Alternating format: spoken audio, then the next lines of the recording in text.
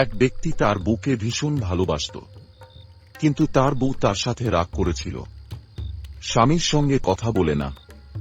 স্বামী অনেক চেষ্টা করেও বউকে কথা বলাতে পারল না।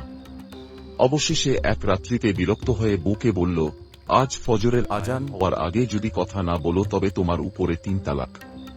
কিন্তু তবু বউ কথা বলল না, কারণ বউটি খুব সুন্দরী ছিল। এই স্বামীর ভাত না খাওয়াই তার ইচ্ছা ছিল। তালাক হয়ে যাওয়াটাই সে কান্না করছিল। সুতরাং কথা না বলে কোনো প্রকারে ফজরের আজান পর্যন্ত কাটিয়ে দিতে পারলেই স্বামীর এই কথা তালাক হিসেবে গণ্য হয়ে যাবে। স্বামীর বন্ধন থেকে মুক্তি পাওয়ার এই একটা সুযোগ হল। সুতরাং সে মুখ আরো শক্তভাবে বন্ধ করল। এদিকে স্বামী বেচারা আরো বিপদে পড়ে গেল। সে ভাবতে লাগল, এতদিন কথা বলেনি সেই ভালো ছিল, কিন্তু এখন দেখি এই কথা দ্বারা একেবারে তালাক হয়ে যাবে। হায়, ফজর হতে তো আর বেশি দেরি নাই, এমন কথা কেন বললাম। লোকটি খুব বিব্রত হয়ে মাশালার খোঁজে বের হয়ে পড়ল। কেমন করে তালাক থেকে বউকে বাঁচানো যায়। অনেক আলেমুলামার কাছে ছোটাছুটি করল, কিন্তু তার পক্ষে কোনো ফতোয়া পাওয়া গেল না। সবাই বলল, এই বউকে তালাক থেকে আর বাঁচানো যাবে না। যদি এভাবে কথা বন্ধ রাখে তবে ফজরের আয়ান হওয়ার সঙ্গে সঙ্গে বউ তালাক হয়ে যাবে। এরকম আরো গল্প পেতে চ্যানেলটি সাবস্ক্রাইব করুন। অবশেষে লোকটি হযরত ইমাম আবু হানিফা রাদিয়াল্লাহু আনহুর খেদমতে হাজির হল এবং তার দুঃখের কথা ব্যক্ত করল, হুজুর, এই বউ তালাক হয়ে গেলে আমি বাঁচব না। আমাকে এই বিপদ হতে রক্ষা করুন। ইমাম আবু হানিফা রাদিয়াল্লাহু বললেন, তোমার বউ তালাক হবে না, তুমি বাড়ি যাও, বউ তোমারই থাকবে।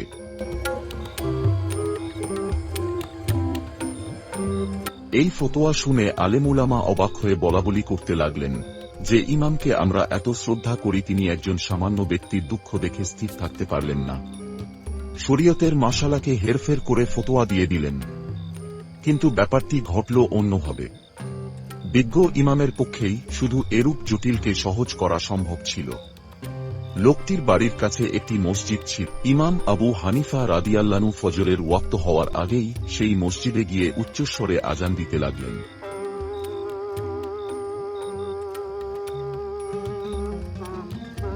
বউটি আজান শোনা মাত্র আনন্দে উদ্বেলিত হয়ে স্বামীকে ডেকে বলতে লাগল, আমার তালাক হয়ে গেছে, আমার বিদায়ের ব্যবস্থা করুন। লোকটি বলল, কেমন করে হলো তোমার তালাক? বউ বলল, ওই দেখুন মসজিদে ফজরের আজান হচ্ছে, আমি ফজরের আজানের পূর্ব পর্যন্ত কথা বলা বন্ধ রেখেছিলাম, তাই সেই কথা অনুযায়ী তালাক হয়ে যায়। এরকম আরো গল্প পেতে চ্যানেলটি সাবস্ক্রাইব করুন। লোকটি আবার চিন্তায় পড়ে গেল। ইমাম সাহেবের কণ্ঠে আজানের আওয়াজ শুনে মসজিদের দিকে ছুটে গেল। বলল, হুজুর, আপনি বললেন বউ তালাক হবে না, কিন্তু বউ তো তালাক হয়ে গেল, এখন আমি কি করব? ইমাম সাহেব জিজ্ঞেস করলেন, কেমন করে তালাক হলো? লোকটি বলল, এই যে ফজরের আজান হয়ে গেল এর আগ পর্যন্ত সে কথা বন্ধ রেখেছিল। ইমাম সাহেব বললেন, এই আজানের পরে তোমার স্ত্রী কি কথা বলেছে কিছু? লোকটি বলল, জি হ্যাঁ, আজানের পরে কথা বলেছে।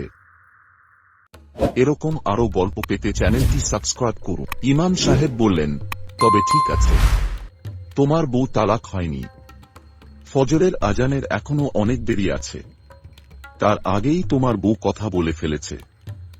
যে আজান শুনে কথা বলেছে সেটা ছিল তাহাজ্জুদের আজান। লোকটি আনন্দে উদ্বেলিত হয়ে উঠল। বাড়ি গিয়ে বুকে জড়িয়ে ধরে বলল, সে তাহাজ্জুদের আজান শুনে কথা বলে ফেলেছে। সবকিছু শুনে বুটি হতভম্ব হয়ে গেল আর আলেমগণ হল হতবাক।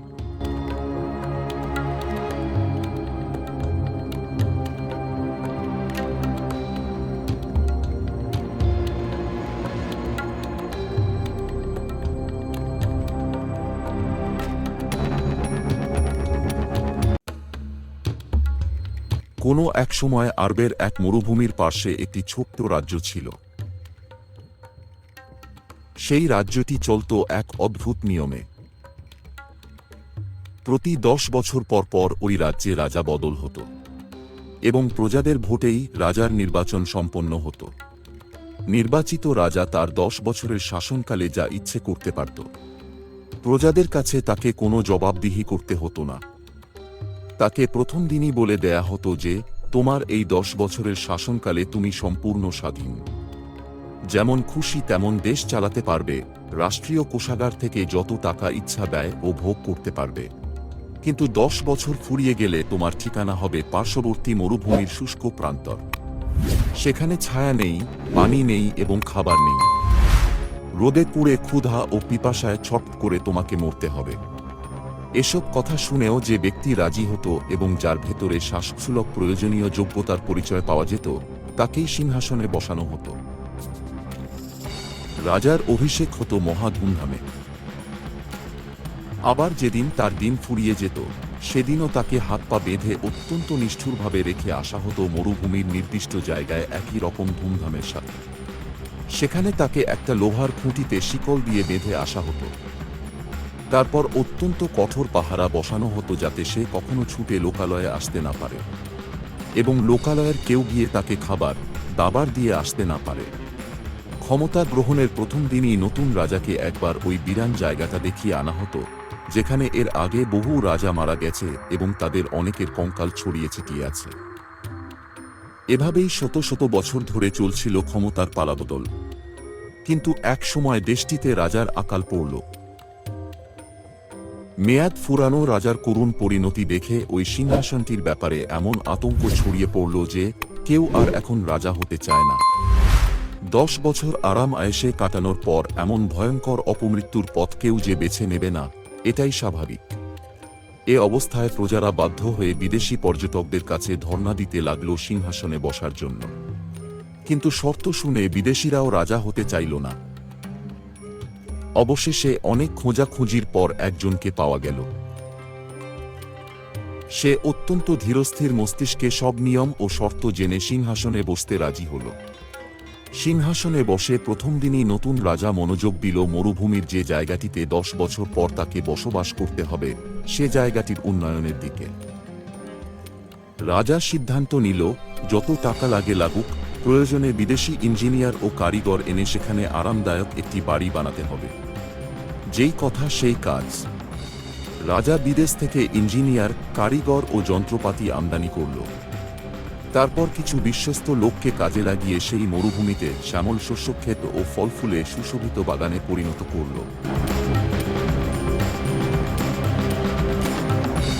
পরিকল্পনা অনুযায়ী সে স্থানে পুকুর, খাল ও নিজের বসবাসের জন্য বিশাল এক প্রাসাদ নির্মাণ করল।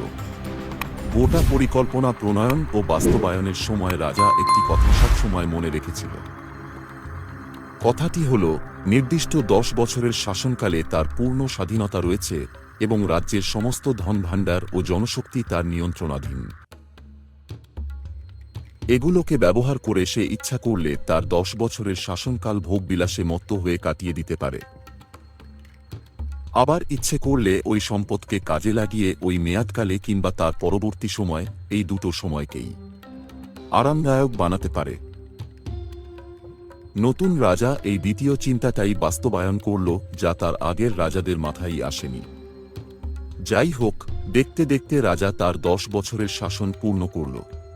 দেশের মানুষ তার শাসনকালে অত্যন্ত সুখী ছিল এবং অনেকেই তাকে আরও একটি মেয়াদের জন্য ক্ষমতায় রাখতে আগ্রহী ছিল। কিন্তু দেশের নিয়মকানুন ছিল অলঙ্ঘনীয়। তাই মেয়াদ পূর্তি হতে নিয়ম অনুযায়ী রাজধানীতে বিশাল জনসমাগম হল। সবাই মিছিল সহকারে রাজাকে সেই মরুভূমিতে নিয়ে চলল। এ সময় একটা ব্যাপার দেখে সবাই বিস্মিত হয়ে গেল, যা আগের কোনো রাজার বেলায় দেখা যায়নি। স্বেচ্ছায় যেতে চাইত না, কিন্তু এই বিদেশি রাজা মিছিলকারীদের সঙ্গে হাসতে হাসতে মরুভূমির দিকে এগিয়ে গেল।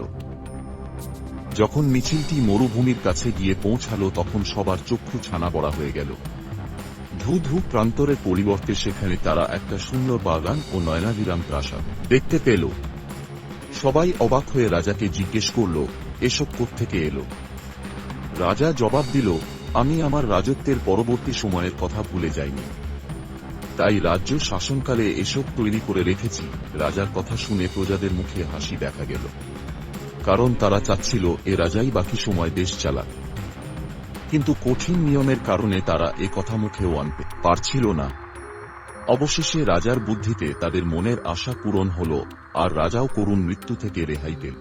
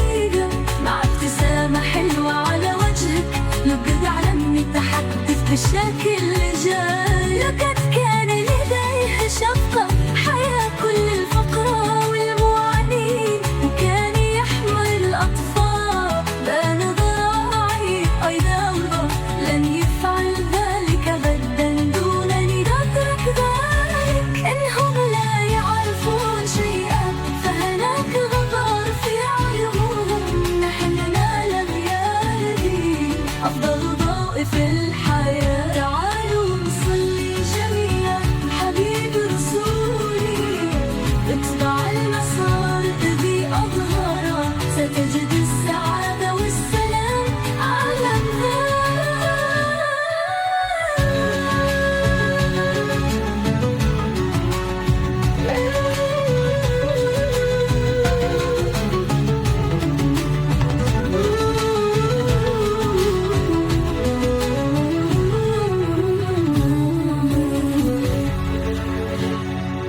يا نور قلبي يا هنا الأيام يا طيب روحي والهوى كله انت الهوى والشوق والألهام وانت عمري كله ولا حاجة ولا